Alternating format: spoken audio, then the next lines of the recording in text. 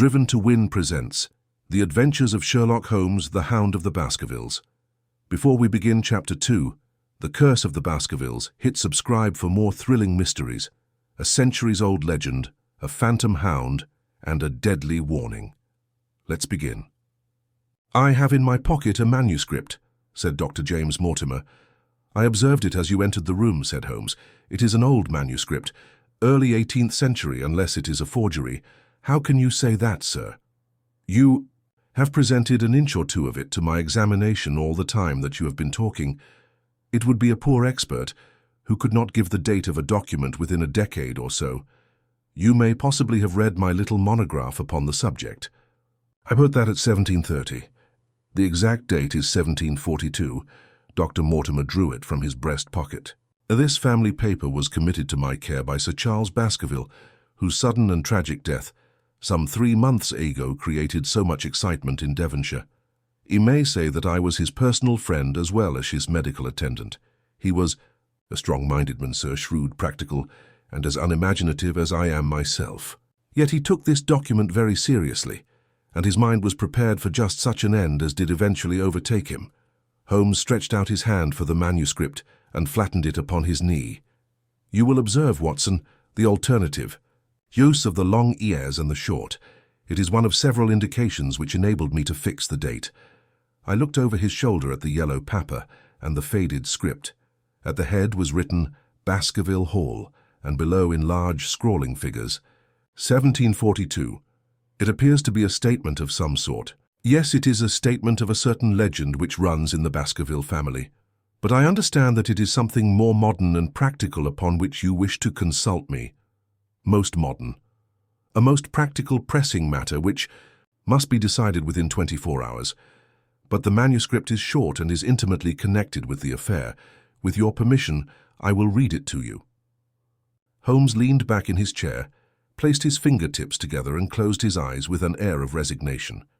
Dr. Mortimer turned the manuscript to the light and read in a high, cracking voice the following curious, old-world narrative.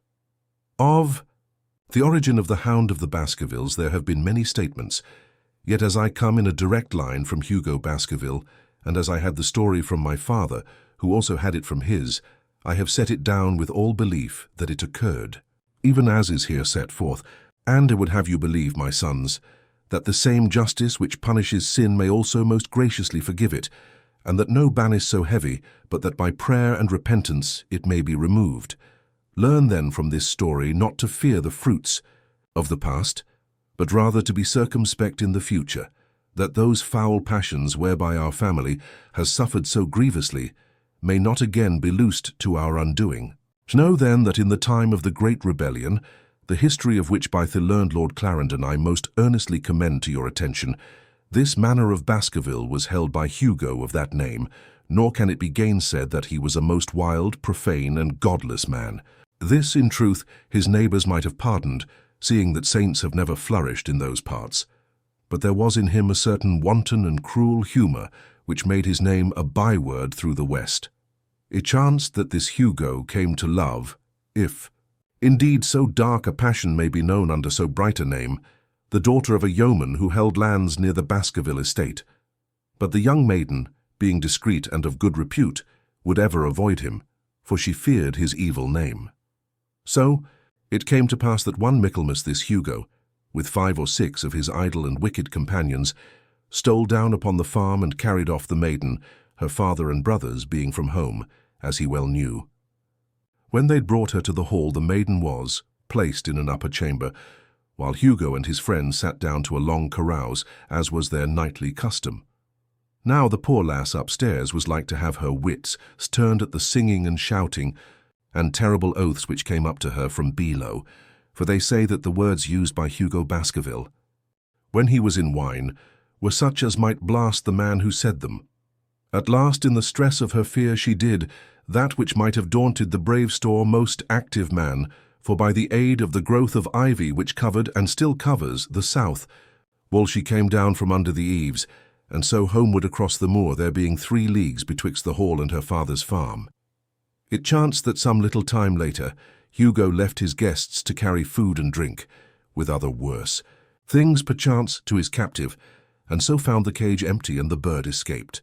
Then, as it would seem, he became as one that hath a devil, for rushing down the stairs into the dining hall, he sprang upon the great table, flagons and trenchers flying before him, and he cried aloud before all the company that he would that very night render his body and soul to the powers of evil, if he might but overtake the wench. And while the revellers stood aghast at the fury of the man, one more wicked, or it may be more drunken than the rest, cried out that they should put the hounds upon her.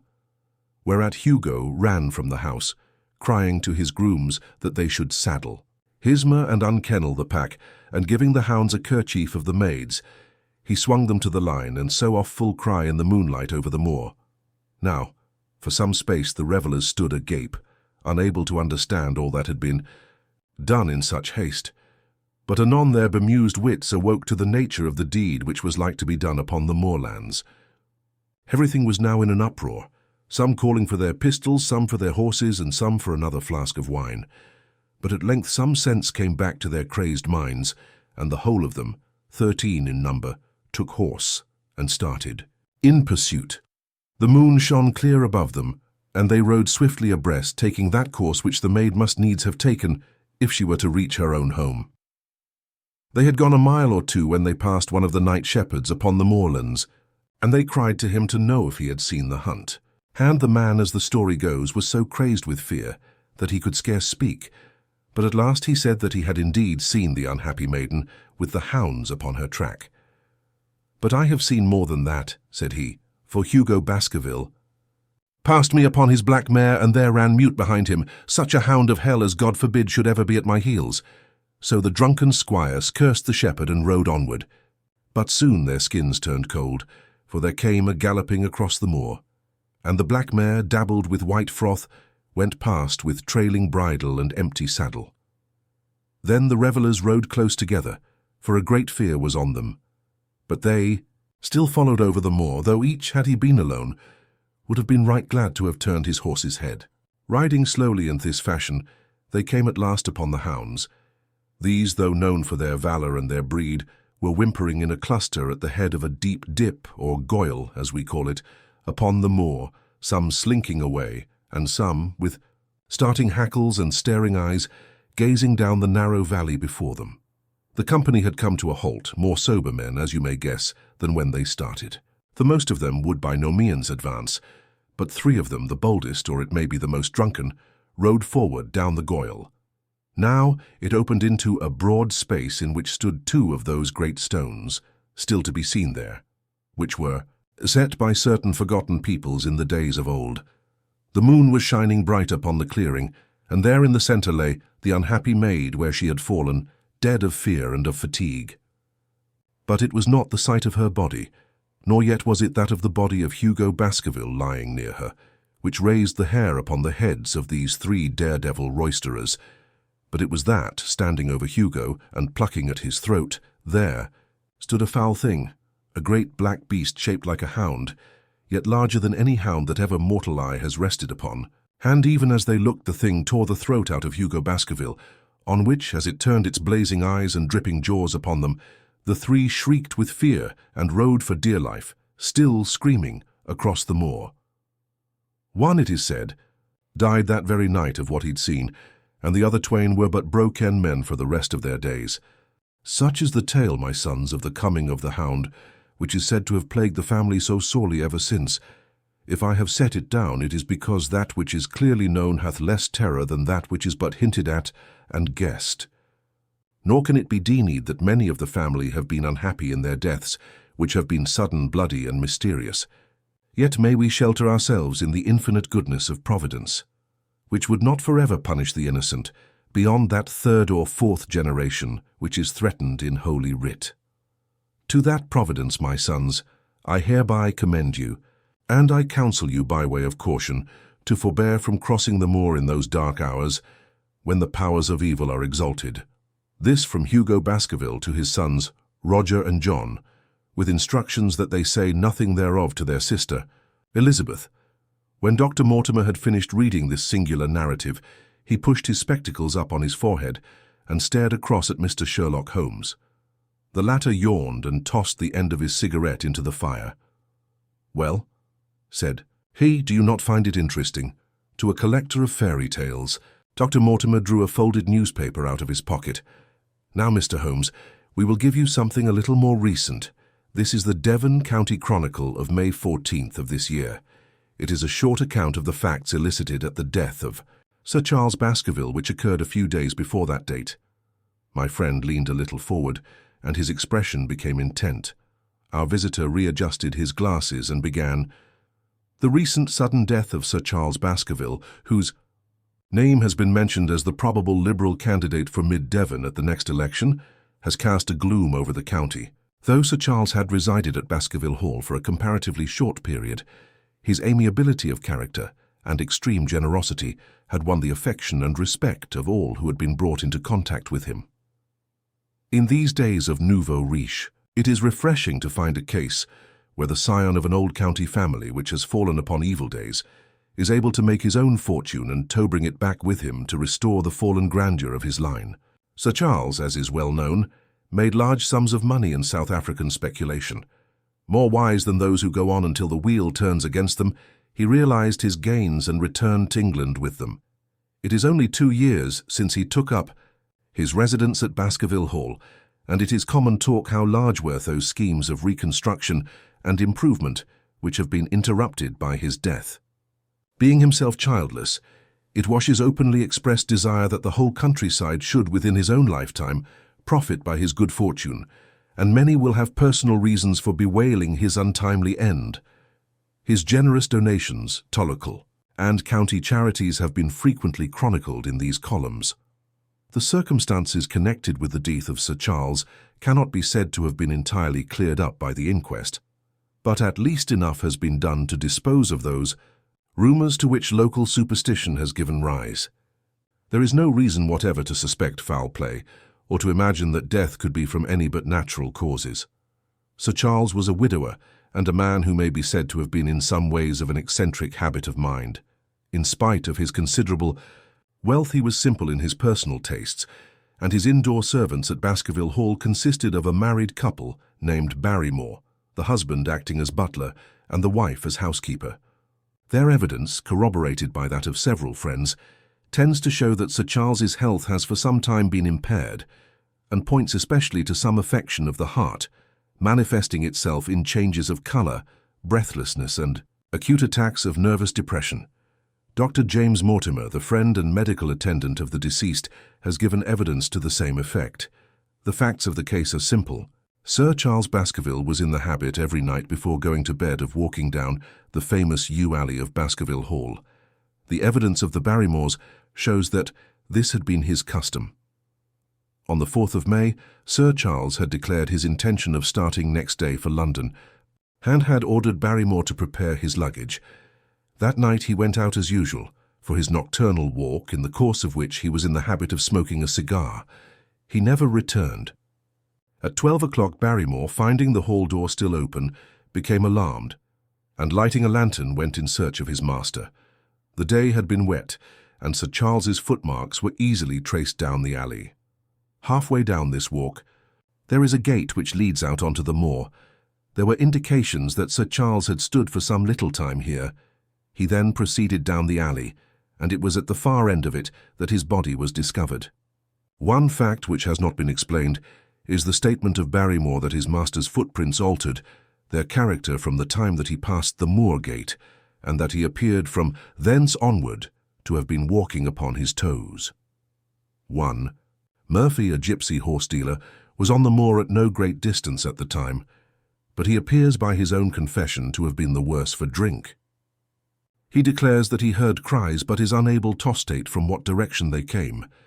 No signs of violence were to be discovered upon Sir Charles's person, and though the doctor's evidence pointed to an almost incredible facial distortion, so great that Dr. Mortimer refused at first to believe that it was indeed his friend and patient who lay before him, it was explained that that is a symptom which is not unusual in cases of dyspnoea and death from cardiac exhaustion.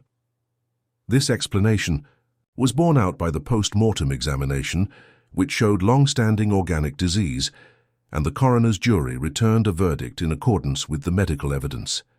It is well that this is so, for it is obviously of the utmost importance that Sir Charles's heir should settle at the Hall and continue the good work which has been so sadly interrupted.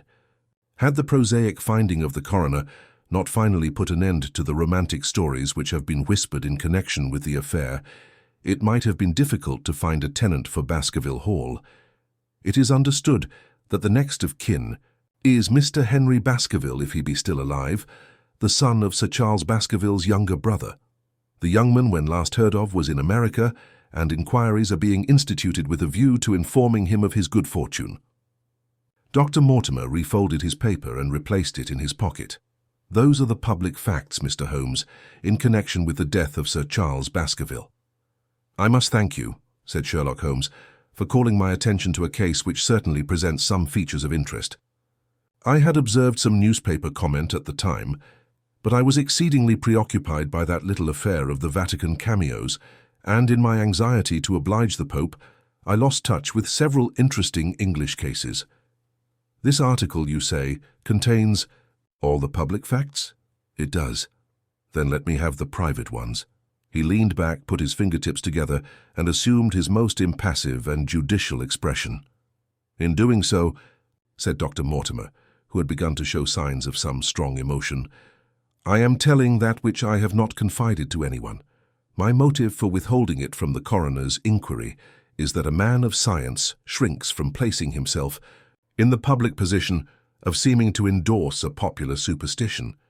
I had the further motive that Baskerville Hall, as the paper says, would certainly remain untenanted if anything were done to increase its already rather grim reputation.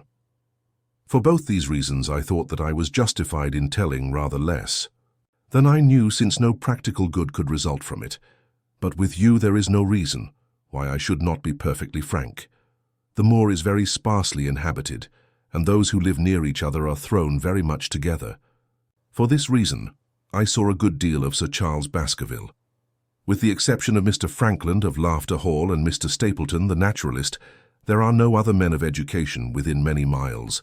Sir Charles was a retiring man, but the chance of his illness brought us together, and a community of interests in science kept us so. He had brought back much scientific information from South Africa, and many a charming evening we have spent together, discussing the comparative anatomy of the Bushman and the Hottentot. Within the last few months it became increasingly plain to me that Sir Charles's nervous system was strained to the breaking point. He had taken this legend, which I have read, exceedingly to heart, so much so that although he would walk in his own grounds, nothing would induce him to go out upon the moor at night. Incredible as it may appear to you, Mr. Holmes, he was honestly convinced that a dreadful fate overhung his family, and certainly the records which he was able to give of his ancestors were not encouraging. The idea of some ghastly presence constantly haunted him, and on more than one occasion he has asked me whether I had on my medical journeys at night ever seen any strange creature or heard the baying of a hound. The latter question he put to me several times, and always with a voice which vibrated with excitement. I can well remember driving up to his house in the evening some 3 weeks before the fatal event. He chanced to be at his hall door.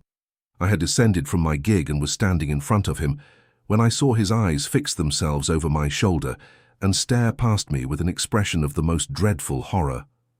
I whisked round and had just time to catch a glimpse of something, which I took to be a large black calf passing at the head of the drive. So excited and alarmed was he that I was compelled to go down to the spot where the animal had been and look around for it. It was gone, however, and the incident appeared to make the worst impression upon his mind. I stayed with him all the evening, and it was on that occasion, to explain the emotion which he had shown, that he confided to my keeping that narrative which I read to you when first I came.